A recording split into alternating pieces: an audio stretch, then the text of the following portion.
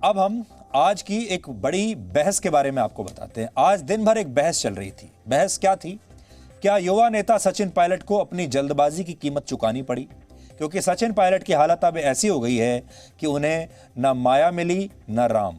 Party की कार्रवाई के बाद आज उन्हें सफाई देनी पड़ी कि वो अब भी कांग्रेस के सदस्य हैं और वो बीजेपी में नहीं जाएंगे। और कुछ लोग उनका नाम बीजेपी से जोड़कर उनकी छवि खराब करने की कोशिश कर रहे हैं।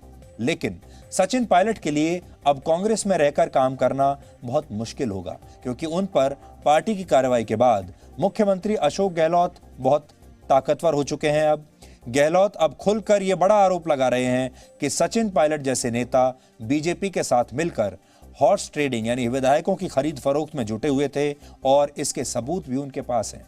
लेकिन सचिन पायलट के लिए मुश्किल सिर्फ यही नहीं है। उप मुख्यमंत्री और प्रदेश अध्यक्ष का पद छीन लेने के बाद कांग्रेस ने पायलट और उनके समर्थक विधायकों को अयोग्य घोषित करने की प्रक्रिया भी शुरू कर दी है। और पार्टी की शिकायत के बाद राजस्थान विधानसभा के अध्यक्ष ने पायलट सहित 19 विधायकों को अब कारण बताओ नोटिस भी जारी कर दिया है। ये वो 19 विधायक हैं जिन्होंने सचिन पायलट का साथ दिया था। सचिन पायलट और उनके समर्थक विधायकों से 2 दिन में जवाब मांगा गया है कि वो पार्टी विप के मुताबिक कांग्रेस की विधायक दल की 2 बैठकों में शामिल क्यों नहीं हुए। सोमवार और मंगलवार को 2 दिन जयपुर में कांग्रेस विधायक दल की बैठक हुई थी, जिसमें सचिन पायलट और उनके समर्थक विधायक वहां नहीं पहुंचे थे, वो शामिल नहीं हुए। और असल में उन्हें वहां पर, अगर वो विधायक दल के सदस्य हैं तो उन्हें ये बाध्यता है कि उन्हें वहां जाना चाहिए था। अगर इस नोटिस का 2 दिन में इन विधायकों ने जवाब नहीं दिया तो माना जाएगा कि ये विधायक अब कांग्रेस विधायक दल के सदस्य नहीं हैं और इसके बाद उन्हें अयोग्य घोषित कर दिया जाएगा। और इसी आशंका से शायद सचिन पायलट और उनके समर्थक विधायकों ने फिलहाल अपने तेवर कुछ नरम कर लिए हैं और खुद सचिन पायलट अब सफाई देने में जुट गए हैं। कहा जा रहा है कि आज सचिन पायलट एक प्रेस कॉन्फ्रेंस कर सकते थे, लेकिन वो प्रेस कॉन्फ्रेंस उन्होंने की नहीं। वो कैमरे के सामने तो नहीं आए, लेकिन कुछ न्यूज़ एजेंसियों के जरिए इस मामले में उन्होंने अपनी बात रखी है। सचिन पायलट ने कहा कि वो न तो बीजेपी के किसी नेता से मिले हैं और न ही वो बीजेपी में शामिल हो रहे हैं। उन्हें राज्य पुलिस ने सरकार गिराने और राजद्रोह के आरोप में एक नोटिस दिया था, जिससे उनके आत्मसम्मान को ठेस पहुंची। पायलट ने यह भी कहा है कि राजस्थान सरकार में उनकी बात नहीं सुनी जा रही थी। अफसरों से कहा जाता था कि वो पायलट की बात ना सुने।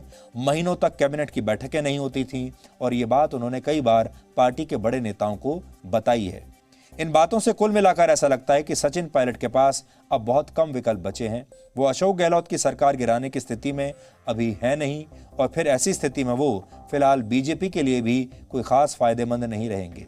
उनके लिए खुद की पार्टी बनाना आसान नहीं होगा, क्योंकि राजस्थान में कांग्रेस और बीजेपी के सामने कोई तीसरा मोर्चा कभी सफल नहीं रहा। वहां 2 पार्टियों का सिस्टम ही चलता है।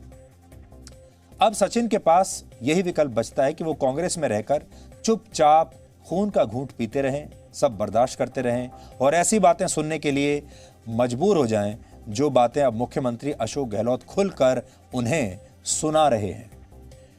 गहलोत ने आज सचिन पायलट को एक ताना दिया और उन्होंने कहा कि सिर्फ हैंडसम दिखने से कुछ नहीं होता, अच्छी अंग्रेजी बोलने से भी कुछ नहीं होता। सबसे जरूरी होता है मेहनत करना और साफ नीयत रखना। मुख्यमंत्री अशोक गहलोत ने सचिन पायलट का नाम तो नहीं लिया, लेकिन नई पीढ़ी के नेताओं से अपनी तुलना करते हुए उन्होंने कहा कि नई पीढ़ी के नेताओं की रगड़ाई नहीं हुई, यानी ऐसे नेताओं को ज्यादा मेहनत किए बिना सब कुछ जल्दी जल्दी हासिल हो गया, जबकि गहलोत जैसे नेताओं ने 40 साल तक संघर्ष किया, लेकिन नई पीढ़ी ने कभी इस तरह का संघर्ष न तो किया और न देखा, इसलिए उन्हें इसकी कीमत समझ में नहीं आती। आज आप सबको अशोक गहलोत की बात सुननी चाहिए। असल में अशोक गहलोत ने जो बात कही है वो काफी हद तक सही है। कोई भी अनुभवी व्यक्ति, चाहे वो राजनीति का हो, चाहे वो खेल के क्षेत्र का हो या किसी और क्षेत्र का हो, कोई भी अनुभवी व्यक्ति आपसे यही बात करेगा। तो पहले आप अशोक गहलोत की ये बात सुनिए जो उन्होंने सचिन पायलट के लिए कही है। मैंने एक दिन कहा कि 40 साल जो आज लीडरशिप है देश के अंदर, हम लोगों की 40 साल पहले की, उनकी खूब रगड़ाई हुई थी यूथ कांग्रेस एनएसयू में। 40 साल के बाद भी हम जिंदा हैं। कोई पीसीसी प्रेसिडेंट, कोई चीफ मिनिस्टर, कोई एआईसीसी महामंत्री और कोई आपका केंद्रीय मंत्री बने।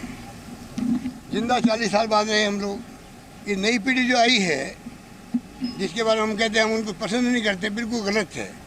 राहुल गांधी पसंद करता है, सोनिया गांधी पसंद करती है, अशोक गहलोत पसंद करता है। गवाह है, हमारी जब मीटिंग होती है तो मैं लड़ता हूँ यूथ के लिए, NSU के लिए, यूथ कांग्रेस के लिए। आज आप बताइए, मैंने कहा इनकी रगड़े नहीं हुई थी, इसलिए आज तकलीफ होती है। ये समझ नहीं पा रहे, इनको केंद्रीय मंत्री बन गए, PCC अध्यक्ष बन गए। अगर रगड़े होती तो और अच्छा ढंग से काम करते थे। कोई अच्छा इंग्लिश हिंदी बोलना, अच्छी बाइट देना, वो सब कुछ नहीं होता है। अच्छे हैंडसम पर्सनैलिटी होने सब कुछ नहीं होता है। आपके दिल में क्या है देश के लिए, आपका कमिटमेंट क्या है, आपकी विचारधारा, नीति, कार्यक्रम जो है आपकी पार्टी के, कितना बड़ा कमिटमेंट है आपका, ये सब देखा जाता है आपको। सोने की छुरी पेट में खाने के लिए नहीं होती है, आप समझ गए। सोने की छुरी पेट में खाने के लिए नहीं होती है, समझ जाओ आप लोग।